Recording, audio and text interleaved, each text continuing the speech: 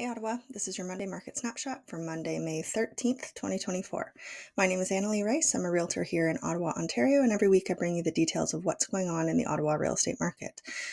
This week is definitely going to be a bit of a shorter update. The one main thing that I'm including that is different from what I've done before is I'm going to get in a little bit more into the inventory levels and break it down into different property types. So stick around to see that. Otherwise, let's see what's going on this week in the Ottawa market. Okay, so first off, citywide, you see that the number of total active listings jumped by over 137. It's across property types, maybe slightly less of an increase for the townhomes there, but lots of properties coming on the market. Sales this week were higher for the condos, but actually down slightly for detached and towns, with a slight decrease just by 2 overall from week to week from last week. Okay, so this is the inventory. This is just the same chart that I normally share. It's a graph form of total inventory. That's the black line, active inventory, the green line, which I've put a little cross line across, and you can see that we're just slightly below last year's peak inventory. But you'll also notice that the peak inventory last year was in the late October. And then it's got sales and conditional sales at the bottom. So you can see that our inventory levels are much higher. The other horizontal line there is the inventory level that we were at the same week last year, which was just over 1,500 with 1,520. So we are 60% higher inventory than last mid-May.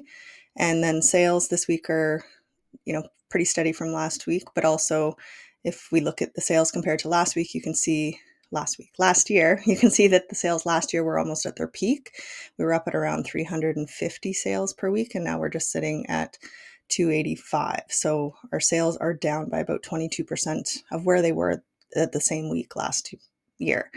Now, that doesn't mean that the sales aren't going to increase. They probably are, but it just shows you why the inventory is continuing to climb so much. Okay, so what I've done is I've actually split out the inventory and broken it out by property type. So I've got detached, townhome, and condos. And because I wanted to see whether or not the inventory was, higher in certain property segments, because generally what I do is I only look at the overall inventory, which may not mean that it's the same for different property types. If people are shopping for townhomes and the inventory is still low, then it's still a challenging market. But so here we see the detached inventory over the last 10 years. It's from April 10 years ago to April last month. And what I did was I put a dot where the value of what the inventory was in the month of April for each of those years. So you can see that our inventory levels at detached inventory there is about 1,250. And that's higher than the last 4 years, slightly lower than what we had in 2019. And you can see that the peak inventory typically peaks at around probably May, June-ish timeframe. You can see that May or June. It's usually just after. These are all April dots. So you can see the peak is usually just a couple months later. 2020 was obviously messed up. You can see the big wobble there. And you can see last year that the inventory was actually quite low in April, but then the peak was much later in the year. So here's the townhome inventory. You can see that actually, if you look there, we have about 400 townhomes on the market. And you can see that we're at levels not seen since 2017 for inventory for townhomes. So it's been very, very low inventories from 2018 all the way through 2023. And you can see in 2022 and 2023, the peak was a fair bit after the springtime, which, represented the fact that it was really competitive and hard for buyers to buy townhomes during those times. And finally, we have the condo inventory. We can see that the same holds true there. It's 2019 is that we're actually just slightly above the 2019 inventory levels, but well below the 2018 inventory levels. But you can see that there's obviously not as high peaks there. Typically the peak is after the April, so kind of May, June timeframe. Last year's peak was at the end of the year, and which is sort of a little bit more of a muted inventory curves for condos. Okay, so now let's look at the new listings. So this past week we had 602 listings come to the market. 119 of those properties, or 20%, were relisted. And I just wanted to point out the 602 actually bumped my whole graph up by 100 there. And so you can see everything kind of shrunk from what you saw in past updates there. So 119 of the properties were relisted, so that's 20%, and 483 were new to the market. That was 80% of the properties. So you can see that it is a higher new inventory, new listings than we saw at any point last year.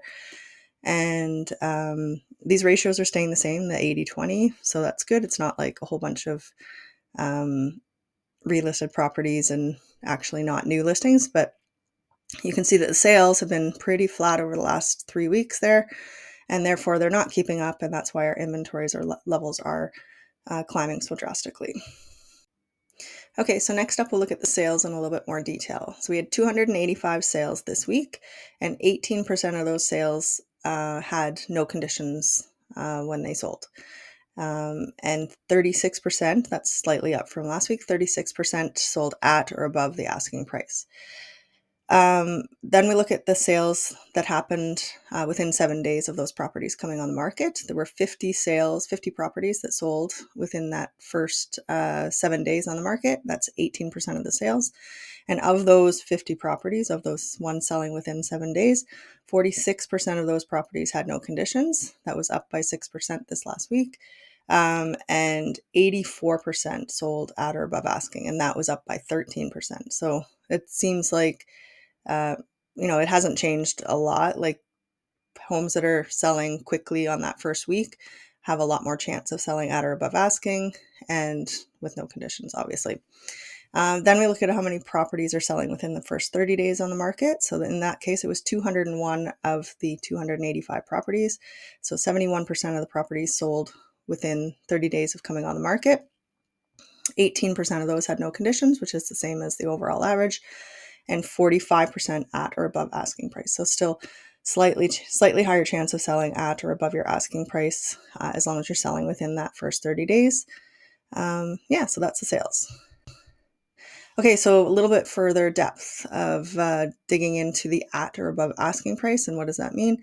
So there were 103 properties that sold at or above asking price this week, and 60 of those, which was 58%, sold at asking or up to 1% over asking price. So depending on the sale price, that could be, it could be $100, it could be $1,000, not a whole lot, but it could be a little bit more if it's 1% of a $1 million home. 35 of the properties, or 34%, sold between 1 and 5% over their asking price, and 8 homes sold for more than 5% of the asking price. That was 8%. And so the highest one this week was 26% above asking price, and it was also the highest dollar value. It was $130,100 over asking price. And in this case, it was a property it was a detached property on a huge pie lot that was listed for $499,900, and it sold for $630,000. So this is a blatant case of the property being listed well below expected sale price. Like, basically they're pricing it there to get lots of attention. They probably had lots of offers, and then it sort of turns into just a bidding war of just blind bidding, and whoever decides to pay the most. Huge lot, house needed lots and lots of work. So yeah, it needed lots of work, but $499,000 is meant to capture lots of attention.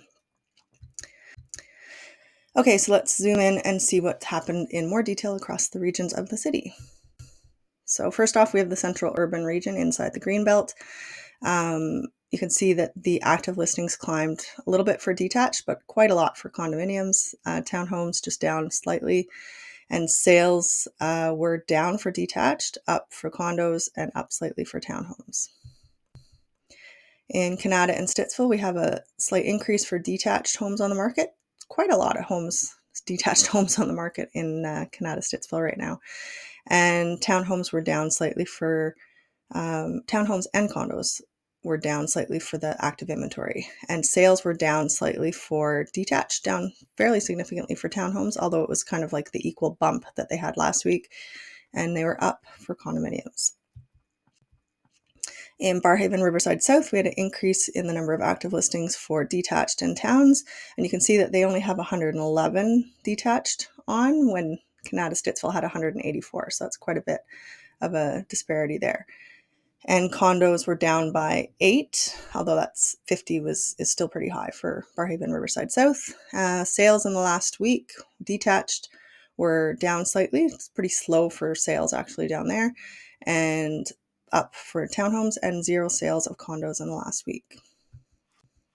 And in Orleans, we had a slight increase for detached and towns. And again, looking at the number of active listings for detached there, you've got 153 in Orleans, and that's the smallest of the suburbs for the number of homes. So it's actually quite a lot of active inventory for Orleans for detached, and no change for condos. Sales were up slightly for detached, 26 sales, that's pretty good, and then down for towns and condos. Here I've got the chart form for all of it, so you can look here. I think the thing I noticed here was that you can see that the number of conditionally sold properties in most cases are higher than what we had for sales. So I do expect that the number of sales probably next week will be higher than, it's going to jump up a little bit. Which is good because we've been a little bit lower for the last couple weeks. And here are all the details for the townhomes. And again, you can see that on average, they're selling a little quicker there. And I think a few more of these sell without conditions. So the conditional versus sold numbers may not fully represent how many properties are going to sell next week, because there could be more sell without conditions. And condominiums, we have the full data here. 99 conditionally sold condos in the city right now. I think that's a bit of a jump from what we've seen in the last little while. Okay, so that's the update for this week. I hope you enjoyed the extra information on the inventory levels and how it actually looks over the longer term, not just as compared to last year. It was interesting to see for me that it's been, 5 years or 7 years since we've had that level of inventory. So it's good. It's a good time for buyers to have lots of choice, and that's good. And as long as they're priced effectively where the buyer can actually manage to negotiate a sale, that's really good. If you have any questions or any comments, please leave a comment, leave a question, or get in touch. I'd love to hear from you, and I hope you have a fantastic week.